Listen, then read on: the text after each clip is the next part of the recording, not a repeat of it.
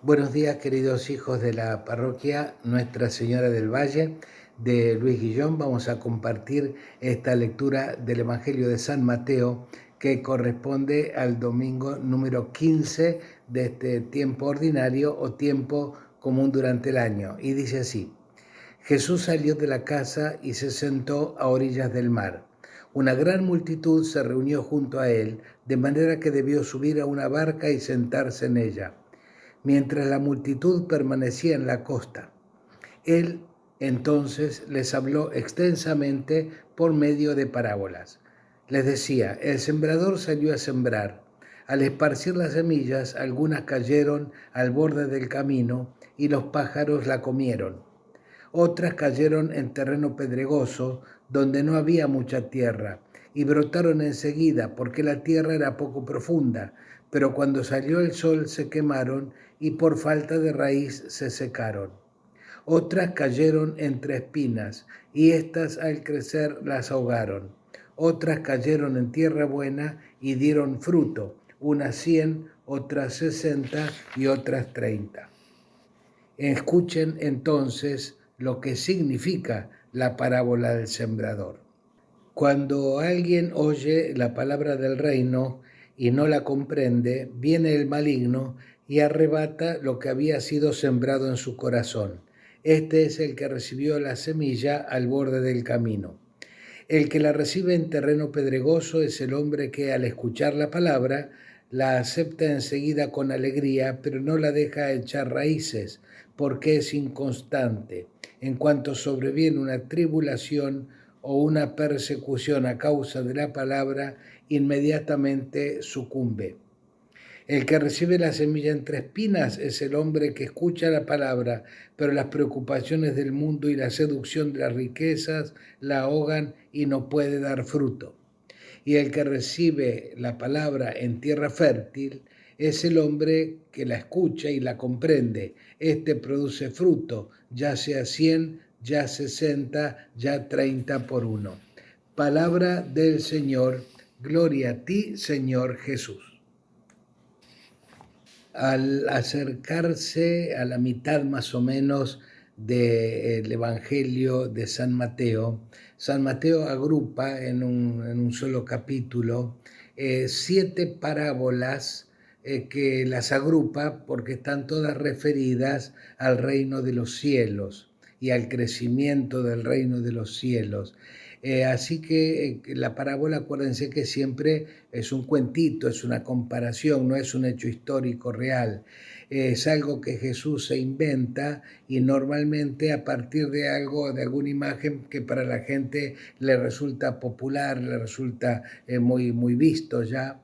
Y entonces Jesús aprovecha esos ejemplos para instruirlos y darles algún tipo de mensaje referido al reino de los cielos.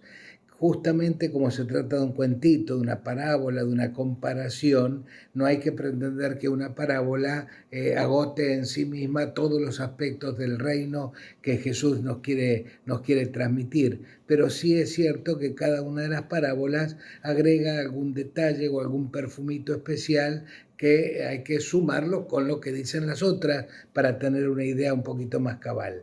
Hoy, bueno, empezamos con una de estas parábolas que refiere al reino de los cielos, que ustedes en sus Biblias la deben tener con algún titulito como la parábola del sembrador o algo así.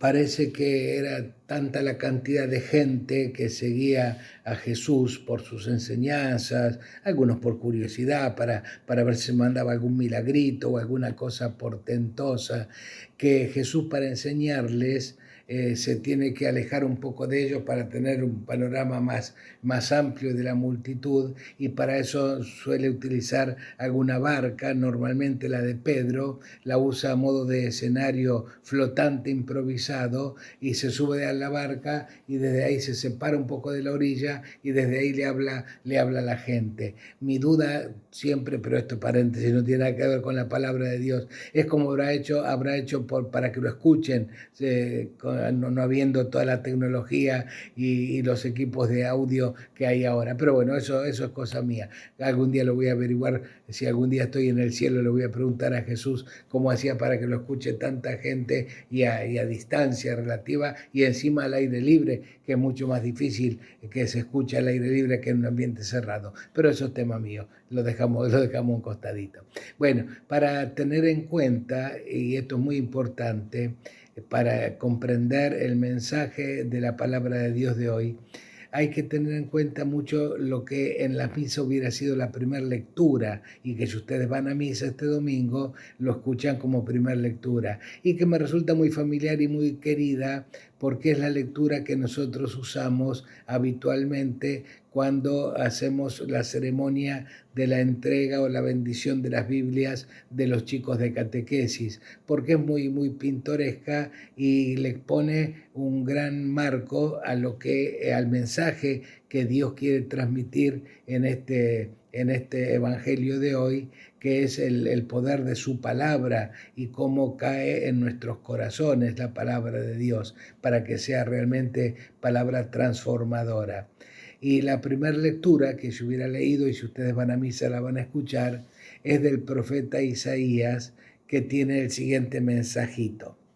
Dice el profeta Isaías, y si ustedes quieren corroborarlo, acudan a leerlo textualmente en la primera lectura de la misa de este domingo 15 durante el año del ciclo A, que es el que estamos transitando. Dice que la palabra de Dios se la puede comparar con la lluvia. Siempre que llueve, esa lluvia, después en definitiva, por la acción del calor, forma vapor. Ese vapor se va al cielo, en el cielo forma las nubes cuando se ponen gorda, vuelven a reventar en lluvia, vuelven a caer, vuelven a mojar el suelo, ese suelo después se recalienta por la acción del sol, el agua que lo empapaba se evapora, sube al cielo, vuelve a formar las nubes, y esto es lo que se llama el ciclo del agua en la naturaleza. Bueno, eso que es algo que evidentemente lo conocían todos por la práctica y lo ven todos y lo saben todos, Isaías lo usa como comparación, dice, bueno, lo mismo sucede con la palabra de Dios.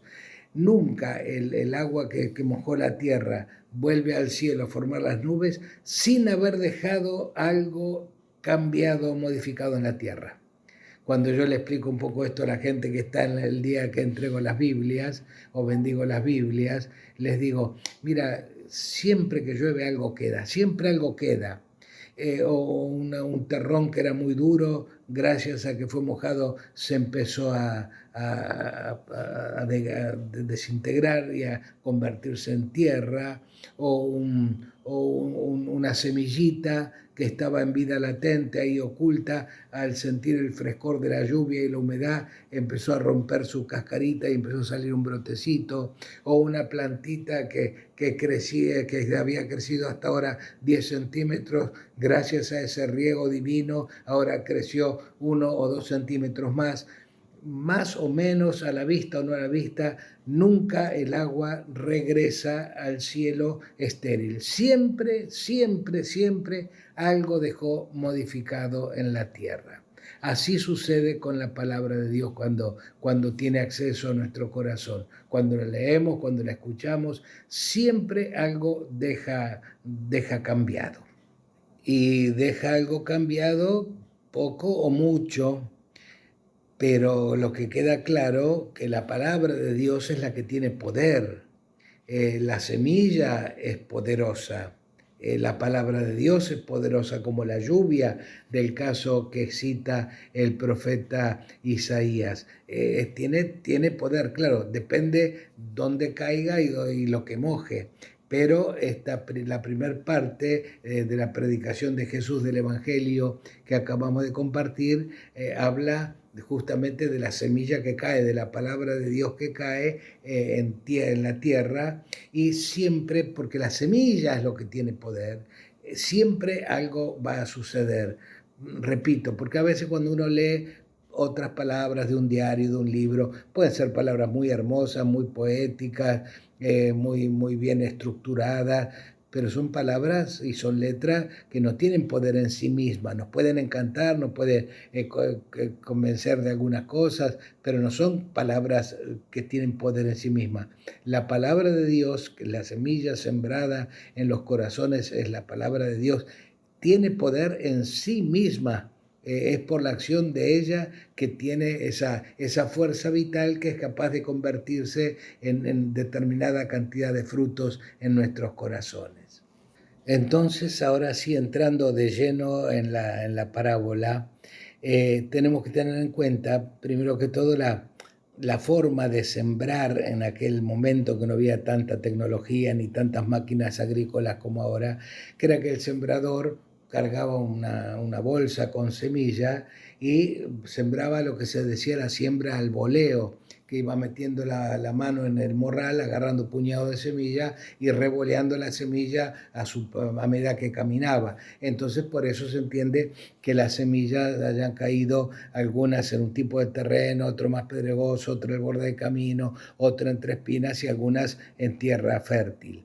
Hay también alguna otra explicación de este evangelio o de esta forma de sembrar que la dejamos para otro momento, pero bueno, esta podría ser una de las explicaciones. Eso de la cosa real que la gente estaba acostumbrada a visualizar.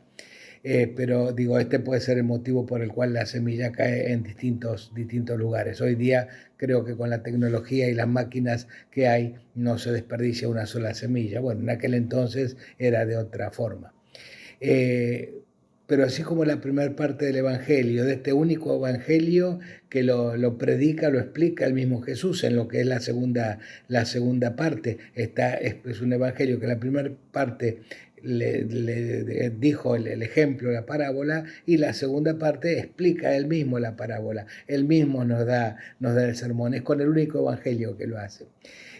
Pero digo, dice que algunas semillas cayeron al borde del camino y estas experimentaron lo que en nosotros a veces la semilla de la palabra de Dios no fructifica en nuestros corazones porque sufren la dispersión. Cada uno de los terrenos que voy a mencionar tiene una palabra clave.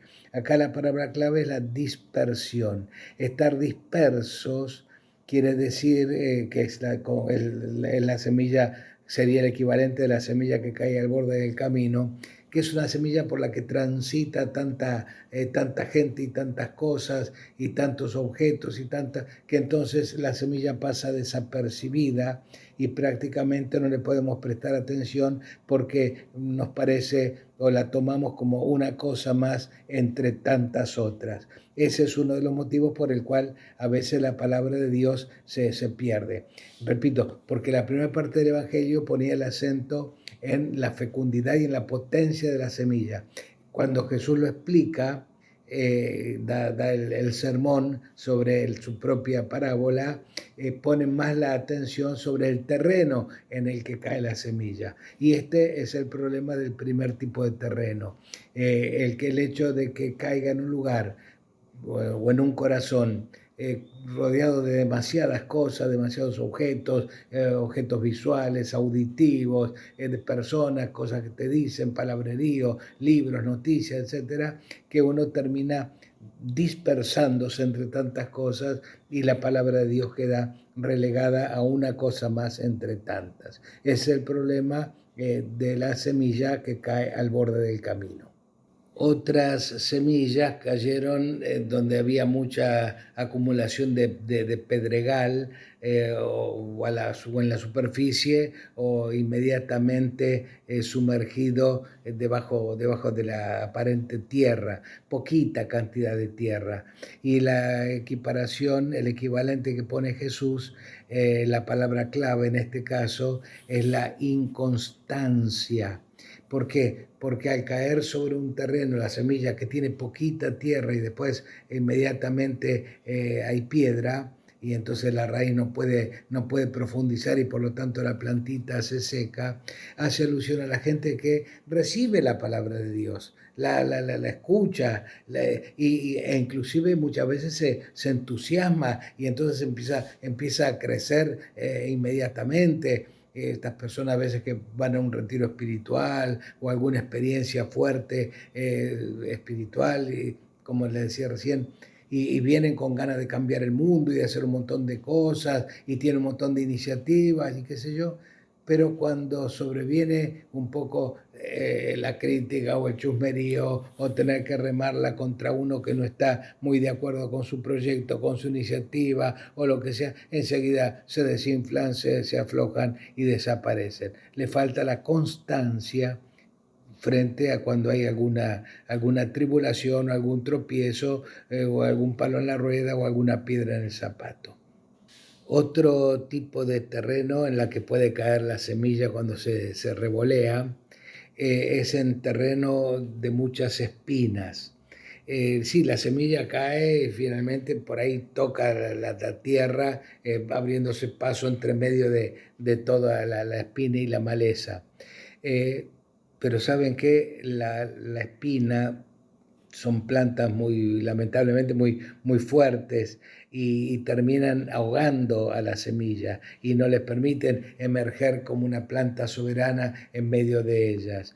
Esto es el equivalente a la persona que por ahí se deja agobiar mucho por las preocupaciones del mundo, por la riqueza, por conseguir esto, por conseguir aquello, por cambiar el coche, por cambiar la casa o por, qué sé yo, cualquier otra cosa que nos seduzca en este mundo y que nos empeñe, nos haga poner tanta energía, tanto tiempo en conseguir esto o aquello, si sabemos que Dios sabe lo que necesitamos y nos lo da y nos lo da de sobra, como le dije en otras veces, pero a veces el demonio se encarga de seducirnos el corazón con tratar de conseguir esto, conseguir otro, cambiarlo por uno mejor, tener más dinero que una cosa y la otra, que no digo que está mal eso, pero cuando absorbe toda nuestra energía, nuestro tiempo, nuestros bienes para tratar desesperadamente de conseguirlos, no le podemos dar bolilla también a la palabra de Dios. Entonces termina ahogada por esa seducción de las riquezas que es la palabra clave de este tipo de terrenos. Y por último, nombra como caso a la semilla que finalmente algunas, y se supone que la gran mayoría, cayeron en la tierra apropiada.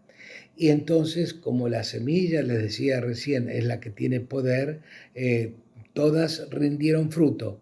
No todas la misma cantidad de fruto, algunos rindieron más, un porcentaje mayor, otro un poco menor, otro un poco más pequeño todavía, pero en definitiva todas rindieron fruto. Y lo importante es que la palabra de Dios en nuestros corazones se convierta en algo que realmente dé fruto para nuestra propia vida, que algo vaya modificando en nuestra forma de ser, de expresarnos, de pensar y qué sé yo, y también que vaya modificando nuestra forma de actuar, que de alguna forma repercute sobre los otros.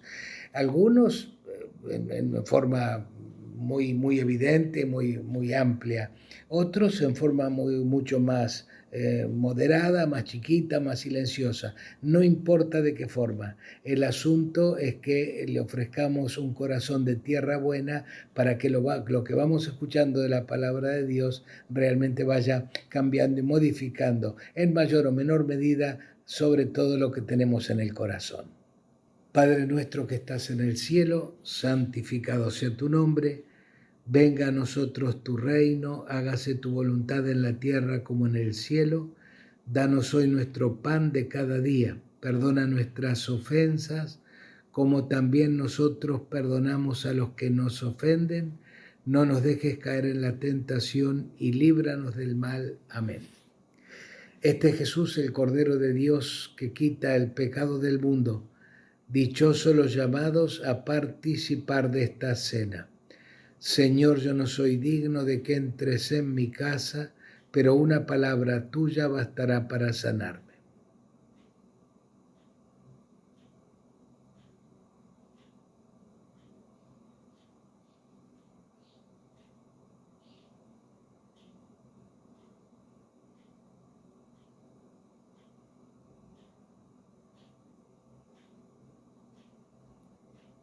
El Señor esté con ustedes y con tu espíritu, y que descienda sobre ustedes, sobre todo lo que tienen en el corazón, la bendición de Dios Todopoderoso, el Padre, el Hijo y el Espíritu Santo. Amén. Queridos hermanos, podemos seguir nuestra vida en paz y demos gracias a Dios.